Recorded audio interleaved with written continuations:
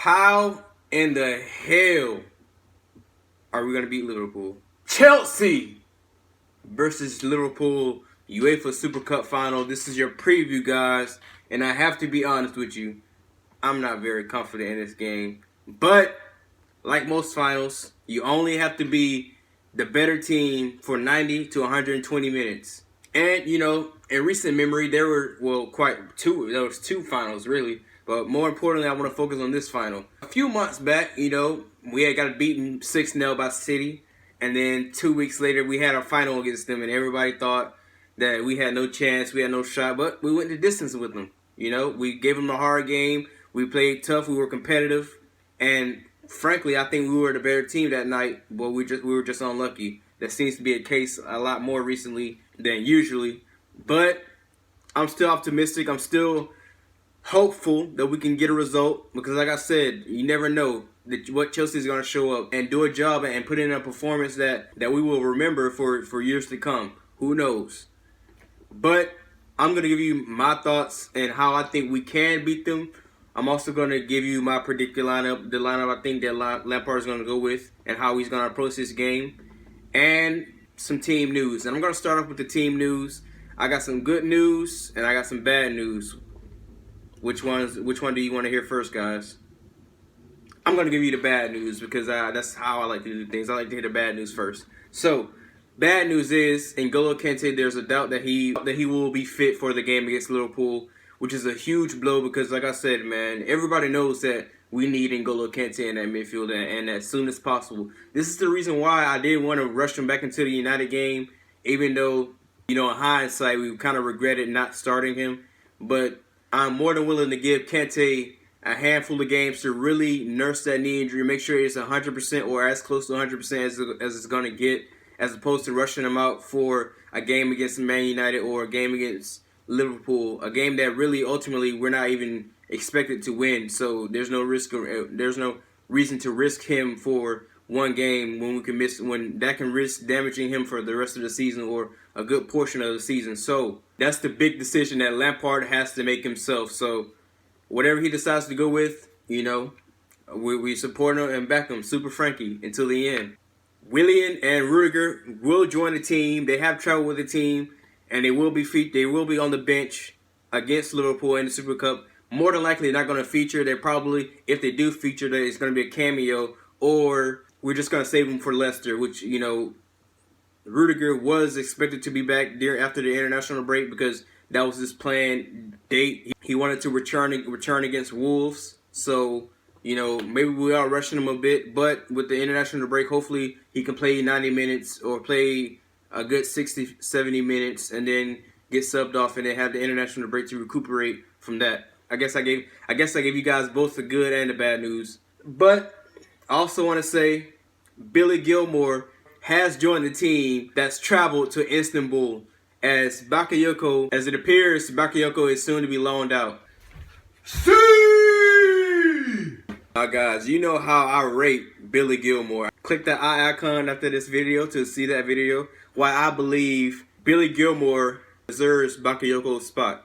But yeah, moving on to how I personally think that we should approach this game. Now, obviously, everybody knows that we have huge problems with our midfield and defense.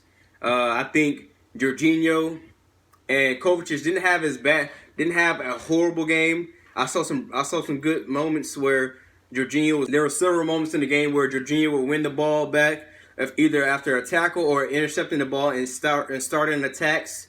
So I did like that. But to kind of quote or paraphrase the great Mourinho himself, this is a final. In a final, throw philosophy out the window. However, Lampard likes to set his team, whatever his ideologies on football, his philosophy on football is, that's out the window. We have to be the better team for 90 to 120 minutes. And yes, Liverpool have more time to prepare for this as they had an easy game, 4-1 victory against Norwich City, and we just got beat 4-0 to Man United on Sunday at Old Trafford. So we had to do more traveling, less time to travel, less time to prepare for this game. But Lampard has to come up with the game plan. I think using what beat us, we must use the counter-attacking method. Now, The formation I will go with is the 4-1-2-1-2 diamond. Something that we saw in preseason. One of the main reasons I like this formation is it allows us to play with two up top. Now, we saw Tammy Abraham kind of struggle against physical defenders like Harry Maguire and Lindelof. Now, I think having Batshuayi or Giroud up top with him would help combat that because, let's face it, Tammy Abraham, although he is only 19 years old, he needs to bulk up. He needs to get bigger, right? He needs to, although he put up a good fight against Lindelof and Maguire, he was struggling to hold up the plate. So I think having Batshuayi, who's more of a physical presence than Tammy, playing alongside him would take some of the pressure of Van Dijk and Gomez or Matip or whoever they decide to play in the defense. Now that does kind of leave our flanks exposed, but I feel as if, you know, if we do sit back for the most part and play on the counter, we can kind of combat that. So I'm hoping that that's kind of the approach that we take. But let's give our starting lineup, how I think that we should, you know, who should play, who should start. I'm going to start with, obviously, Kepa is in goal. Who's going to debate that? Who's going to question that? If he's healthy, he's playing. The back four is going to be, it has to be Aspilicueta. I'm still going with Zuma, big Zumants, little Zumants, Christensen, and Emerson. In the holding mid position, I'm giving it to Jorginho. And on the left is the left center mid and right center mid, Kovacic and Ross Barkley, with Mason Mount playing in behind the two strikers. That is my starting lineup. But Hutch, where does that leave Pulisic?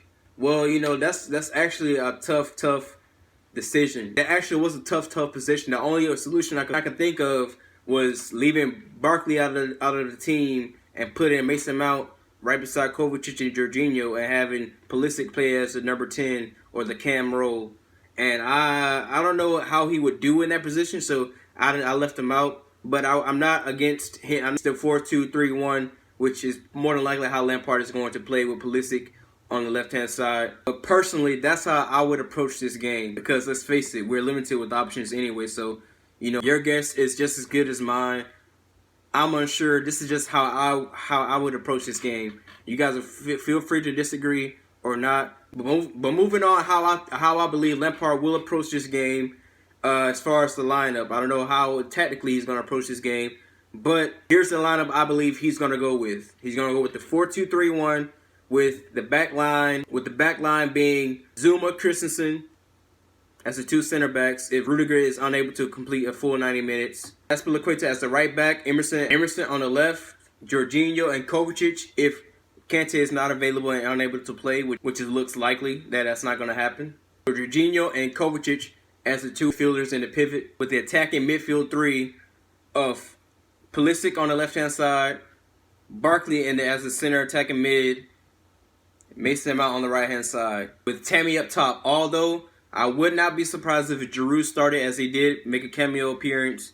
He might start against Liverpool, as he was one of the players to feature in the Europa League final. So I wouldn't be surprised if that was the way that Lampard went. Lampard made a similar move when he decided to play Ashley Cole as opposed to the younger left back when Aston Villa played Derby in the final. So, no, I wouldn't be surprised if that was a call that Lampard went with. Let me know in your comments down below. How would you approach this game? Honestly, like I said, I'm not expecting us to win. I'm not expecting much of anything during this game. But you never know. We only have to be the better team for 90 to 120 minutes. If that's the case, anything is possible. So it's not the end of the world if we do lose against Liverpool. But it will be some nice silverware to have, and to be able to say that we won. You know, it'll give a lot of these younger guys the winning feeling, right?